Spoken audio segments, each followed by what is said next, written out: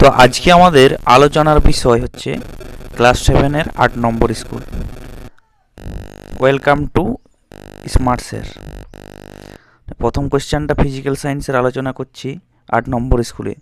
50 degree Fahrenheit উষ্ণতাকে Celsius স্কেলে প্রকাশ করলে কি হবে? উত্তর হবে 10 ডিগ্রি সেলসিয়াস। এটা সূত্রটা দেওয়া আছে আমাদের c/5 সমান f-32/9। এখানে সেলসিয়াসের ফারেনহাইটের মানটা 50 দেওয়া হলেই আমাদের উত্তরটা হয়ে যাবে। আমি করে রেখেছি আগের থেকে, তোমরা দেখে নিতে পারো। যে c/5 f-32/9 ফারেনহাইটের জায়গায় দেওয়া ছিল 50, তাহলে 50 - 32/9 c/5, তাহলে আড়াআড়ি গুণ 9c সমান 5 দিয়ে গুণ হবে 250, তারপর 160, 9c সমান 90, c সমান 10 ডিগ্রি সেলসিয়াস। ঠিক আছে, তাহলে প্রথমটির কোয়েশ্চেনটির উত্তর হলো 10 ডিগ্রি সেলসিয়াস। এরপর যাচ্ছি আমরা পরের কোয়েশ্চেনে। পরের কোশ্চেন আমাদের রয়েছে, ফারেনহাইট থার্মোমিটার কুণ্ডলীতে ফুটন্ত জলের উপর বাষ্প রাখা হলে পারদের সূত্রের পাঠ কত হবে? উত্তর হবে 212 ডিগ্রি সেলসিয়াস।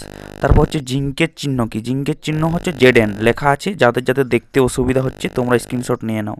এগুলি হচ্ছে এলিমেন্ট আছে পর্যায় সারণী, এগুলো তোমাদেরকে মুখস্থ রাখতে হবে। 20টা এলিমেন্ট, ওই hydrogen, helium, lithium, beryllium, boron. যাদের মুখস্থ করা নয় তোমরা অবশ্যই মুখস্থ করে নেবে, এগুলো তোমাদের পরীক্ষায় অবশ্যই পড়বে। তারপরে আমরা চলে যাচ্ছি 4 নম্বর কোশ্চেনে। ফসফেট মূলকের চিহ্ন কি? ফসফেট মূলকের চিহ্ন হচ্ছে PO3 2-। তারপর হচ্ছে পরমাণু নিউক্লিয়াসে কি থাকে? পরমাণু নিউক্লিয়াসে থাকে প্রোটন ও নিউট্রন। তারপর 5 নম্বর কোশ্চেনে হচ্ছে সেলসিয়াস ও ফারেনহাইট স্কেলে যথাক্রমে বরফ গলনের ধরা হয় কত? বরফ গলন কত ধরা হয়? 100 থেকে 212 ডিগ্রি সেলসিয়াস। তারপর আছে শূন্যস্থান পূরণ।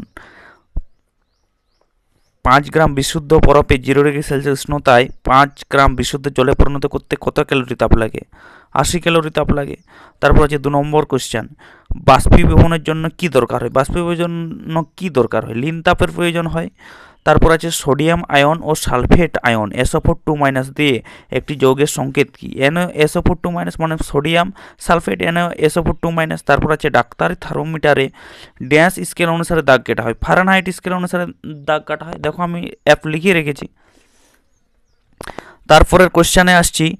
তারপরে একটা দেখো সিরিজ দেওয়া আছে, তারপরে দেওয়া আছে ক্যালসিয়াম CaHCO3 তার হোল 2 সংকেত বিশিষ্ট যৌগের নাম কি? এটা হচ্ছে ক্যালসিয়াম বাইকার্বনেট। এটা ইম্পর্টেন্ট কোশ্চেন, তোমরা স্ক্রিনশট নিয়ে নিতে পারো। তারপর আছে পরমাণু নিস্তড়িত কণা কোনটি? পরমাণু নিস্তড়িত কণাটি হচ্ছে নিউট্রন। তারপর হচ্ছে বরফ গলনের লিন তাপ কত? বরফ গলনের লিন তাপ হলো 80 ক্যালোরি। তারপর আছে 8 নম্বর কোশ্চেন, 2KCl3 একটা রাসায়নিক বিক্রিয়া দেওয়া আছে, যেটা তোমাদের 7-এর টেক্সট বইতে দেওয়া আছে। সেটা ভাঙা হচ্ছে KCl+3 অক্সিজেন। তারপর ম্যাগনেসিয়াম 2টি ইলেকট্রন বর্জন করলে কিসে পরিণত হয়? ম্যাগনেসিয়ামের পরমাণু ক্রমাঙ্ক হচ্ছে 12, এর থেকে 2টা ইলেকট্রন বর্জন মানে হচ্ছে 10, তাহলে Mgর মাথায় 2+, আমি লিখে রেখেছি। তারপর আছে 2-1 কথায় প্রকাশ করো। এসআইতে তাপের একক কি? এসআইতে তাপের একক জুল, লেখা হয়নি, এটা সবাই জানো। তারপর হচ্ছে অ্যালুমিনিয়াম অক্সাইডের সংকেত Al2O-। তারপর হচ্ছে থার্মোমিটারের সেন্টিগ্রেড ও ফারেনহাইট স্কেলের মধ্যে সম্পর্ক কি? সম্পর্কটি হচ্ছে c/5 f-32/9।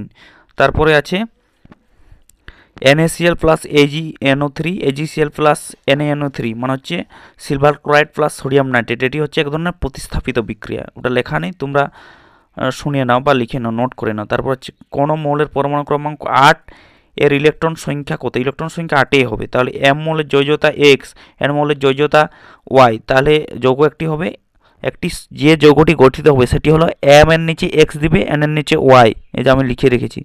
তারপরে ক্লোরিন পরমাণুর ইলেকট্রন বিন্যাস দিকে, ক্লোরিনের পরমাণু ক্রমাঙ্ক কত?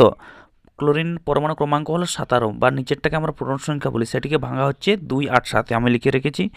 তারপর আছে কোনো থার্মোমিটার কুণ্ডে একটি ভিজে কাপড় জড়ালে থার্মোমিটার পাঠ কমে যায় কেন? থার্মোমিটার পাঠ কমে যায় কারণ উষ্ণতা কমে যাচ্ছে, তার জন্য থার্মোমিটারের পাঠ কমে যাচ্ছে। তারপর আছে 3 নম্বর হচ্ছে অ্যাসিড মিশ্রিত জলের মধ্যে তড়িৎ চালনা করলে কি ঘটবে?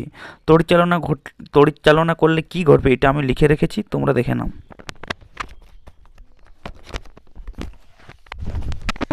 অ্যাসিড মিশ্রিত জলে তড়িৎ চালনা করলে কি হয়? অ্যাসিড মিশ্রিত জলে তড়িৎ চালনা করলে ইলেকট্রোলাইসিস ঘটে, ফলে জলের মধ্যে উপস্থিত হাইড্রোজেন এবং অক্সিজেন ভেঙে যায়।